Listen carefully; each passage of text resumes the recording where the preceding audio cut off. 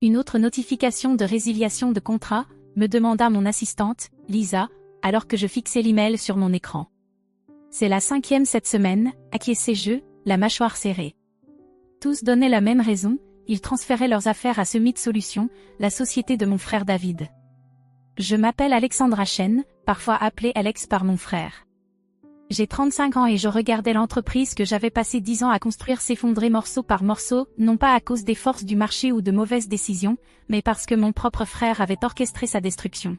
« As-tu des nouvelles du comte Toru ?» demandai-je à Lisa, bien que je connaissais déjà la réponse. Ils étaient notre plus gros client, représentant près de 2 millions de dollars de contrats annuels. Elle secoua la tête. David a une réunion avec eux cet après-midi. Bien sûr qu'il en avait une. David ciblait systématiquement mes principaux clients depuis des mois, en utilisant des informations confidentielles qu'il avait recueillies durant nos années de travail ensemble avant qu'il ne parte pour créer sa propre entreprise. Avant qu'il ne décide que détruire la mienne était son chemin vers le succès. Mon téléphone vibra. Parler du diable. Bonjour, David, dis-je, en gardant une voix neutre.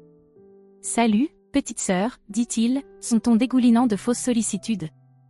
Je voulais juste te prévenir. Toru a signé avec nous ce matin. Je me suis dit que tu préférerais l'apprendre de moi. Je fermai les yeux, serrant le téléphone plus fort.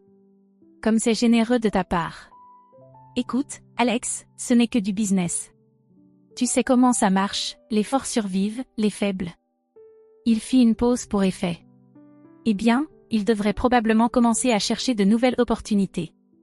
C'est ce que maman dirait, demandai-je calmement. Est-ce comme ça qu'elle nous a appris à traiter la famille? Son rire était sec. Ne mêle pas maman à ça. Elle est partie depuis 5 ans.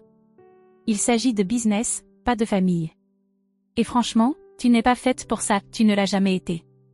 Je pensais à la clé USB dans le tiroir de mon bureau, celle contenant des informations qui pourraient tout changer. Peut-être que tu as raison, dis-je doucement. Peut-être que je ne suis pas faite pour ça, après tout. Tu l'admets enfin, dit-il, avec un ton suffisant. Écoute, je te fais une offre, je te rachète ta liste de clients à 10 centimes par dollar. C'est plus que juste, vu que la plupart t'abandonnent de toute façon. Je lançai un regard à Lisa, qui m'observait avec inquiétude. Elle savait ce qu'il y avait sur cette clé USB, elle aussi. Elle savait ce que David ignorait. Je vais y réfléchir, répondis-je. Il y avait autre chose? Oui, en fait.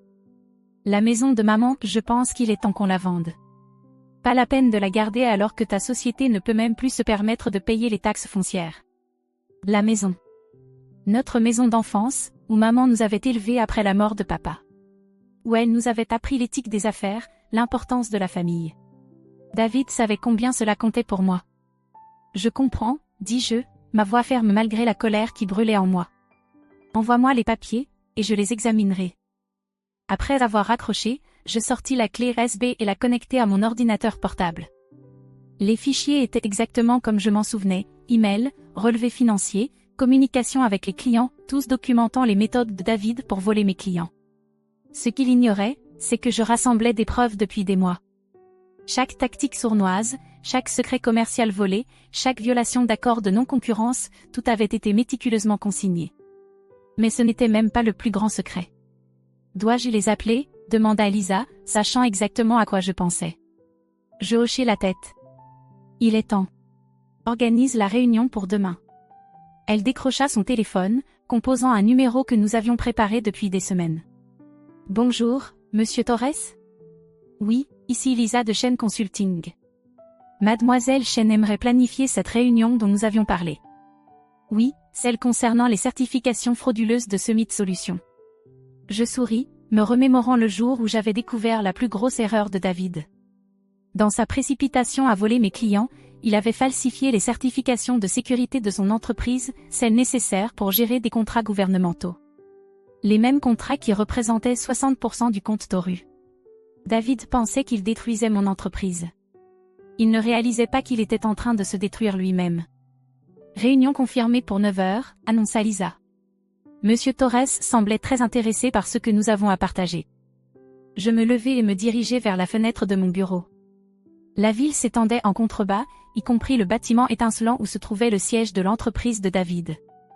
Il était probablement là, en ce moment, célébrant sa dernière victoire, pensant qu'il avait enfin battu sa grande sœur. Envoie également les documents préliminaires au FBI, dis-je à Lisa. Il est temps qu'ils examinent les dossiers de certification de ce Summit Solutions. Maman disait toujours que la réussite ne dépendait pas d'être le plus fort ou le plus impitoyable. Elle dépendait d'être le plus intelligent, le mieux préparé, de faire les choses correctement même lorsque les autres ne le faisaient pas. Je touchais la photo d'elle sur mon bureau, me rappelant ses paroles d'autrefois, la vérité finit toujours par éclater, Alexandra. Ton travail, c'est d'être prête quand ce moment arrive. Eh bien, maman, pensais-je, je suis prête maintenant. Mon téléphone vibra à nouveau, un autre message de David. Tic-tac, petite sœur. Le temps presse pour cette offre sur la liste de clients. Je tapais une réponse simple, tu as raison. Le temps presse. Mais pas pour moi. Le lendemain matin, j'arrivais au bureau tôt. La réunion avec Monsieur Torres n'était prévue qu'à 9 h, mais j'avais besoin de temps pour me préparer. Lisa était déjà là, organisant des documents sur la table de la salle de réunion. Tout est prêt, demanda-t-elle en me tendant un café. L'agent Wilson du FBI a appelé, ils sont très intéressés par la documentation sur les certifications que nous leur avons renvoyées. Je hochai la tête, passant une dernière fois en revue les dossiers, relevés financiers, emails, plus accablant encore, des preuves que David avait falsifié des certifications fédérales pour gérer des contrats gouvernementaux. Ce n'était pas seulement contraire à l'éthique, c'était criminel. Mon téléphone vibra. Un autre message de David. Je viens de prendre un petit déjeuner avec Johnson Tech. Devine qui est leur nouveau partenaire stratégique? Ton offre sur la liste de clients expire à midi, à prendre ou à laisser. Je posai le téléphone sans répondre. Johnson Tech allait bientôt découvrir quelques vérités intéressantes sur leur nouveau partenaire. À 8h55, Monsieur Torres arriva. C'était un homme grand, avec un regard perçant et un esprit encore plus acéré, exactement le genre de personne qui n'apprécierait pas qu'on lui mente. « Alexandra », dit-il en me saluant. « Votre message était inquiétant. Vous avez mentionné quelque chose à propos des certifications de ce Summit Solutions ? Je vous en prie, asseyez-vous, dis-je en lui désignant la salle de réunion.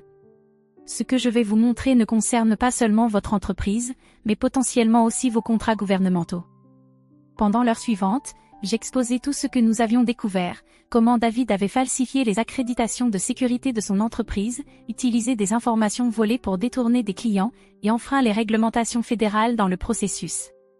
Le visage de Monsieur Torres s'assombrit à mesure que je dévoilais les révélations. Ces contrats gouvernementaux, dit-il lentement, exigent une autorisation de sécurité de haut niveau. Si ce Summit Solutions n'est pas correctement certifié, votre entreprise pourrait être tenue pour responsable, achevai-je.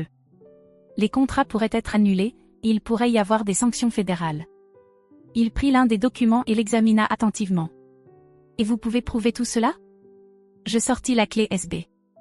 Tous les courriels, tous les documents falsifiés, toutes les violations, tout est ici. Le FBI en a déjà des copies. Sa main se crispa autour du papier. Ce fils de... Il nous avait assuré que tout était en ordre. Nous avons des millions en jeu avec ces contrats. Je sais, dis-je doucement. C'est pour cela que j'ai convoqué cette réunion. Vous deviez connaître la vérité avant qu'il ne soit trop tard. À ce moment-là, mon téléphone vibra de nouveau, David appelait. Je laissai l'appel aller sur la messagerie vocale. Que va-t-il se passer maintenant? Demanda Monsieur Torres, sa voix tendue par la colère contenue. Ça dépend de vous, répondis-je. Chaîne Consulting dispose toujours de toutes les certifications nécessaires. Nous pouvons gérer la transition et minimiser toute perturbation de vos opérations.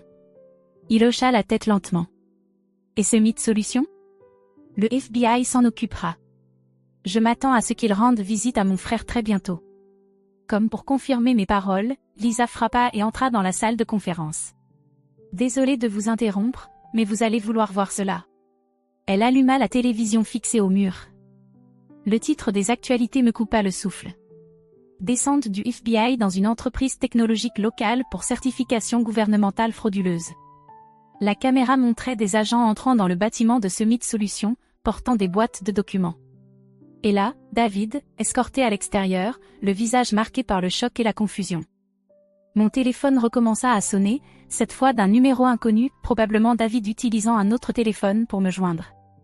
Monsieur Torres regarda les images des actualités, son expression grave. « Je dois passer quelques appels, dit-il en se levant. Ensuite, nous devrions discuter du retour de nos contrats chez Shen Consulting immédiatement. Après son départ, Lisa se tourna vers moi. David appelle sans arrêt le bureau. Dois-je continuer à bloquer ses appels? Je réfléchis un instant. Non, dis-je finalement. La prochaine fois qu'il appelle, mettez-le en ligne. Je n'eus pas à attendre longtemps. Quelques minutes plus tard, mon téléphone vibra à nouveau. Qu'est-ce que tu as fait?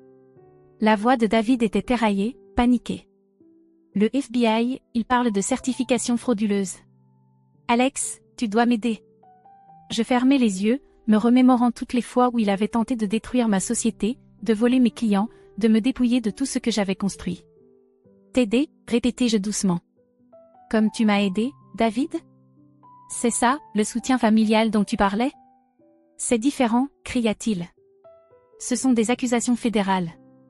Je pourrais aller en prison. Oui, répondis-je calmement. Tu pourrais. Les actions ont des conséquences, David. Maman nous a appris cela, tu te souviens? Il resta silencieux un moment. Quand il parla de nouveau, sa voix était différente, plus faible, presque celle du petit frère que j'avais connu autrefois. S'il te plaît, Alex. J'ai fait une erreur. Je le sais maintenant, mais j'ai besoin de ma grande sœur. Je serrai le téléphone plus fort, réfléchissant à tout ce qui nous avait menés ici, ses choix, les limites qu'il avait franchies. Je demanderai à mon avocat de te contacter, dis-je finalement.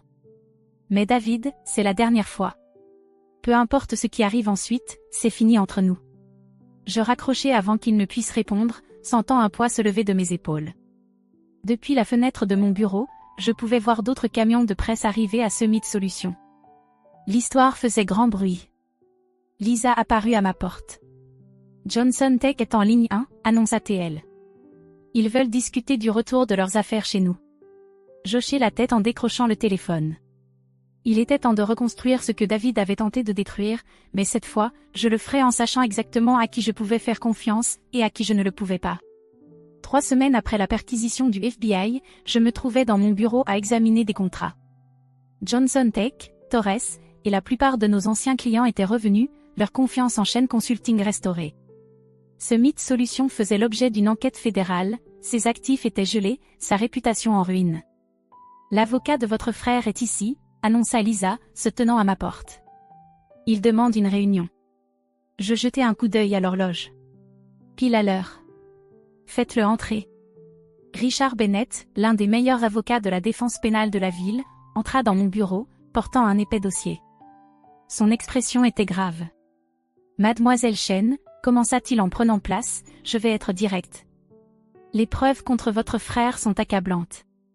Il risque de lourdes accusations fédérales, fraude, falsification de documents, violation de contrats gouvernementaux. Les procureurs parlent de 15 à 20 ans de prison. Je gardai mon visage impassible. Et pourquoi me dites-vous cela? Il se pencha en avant. Parce que vous êtes le témoin clé.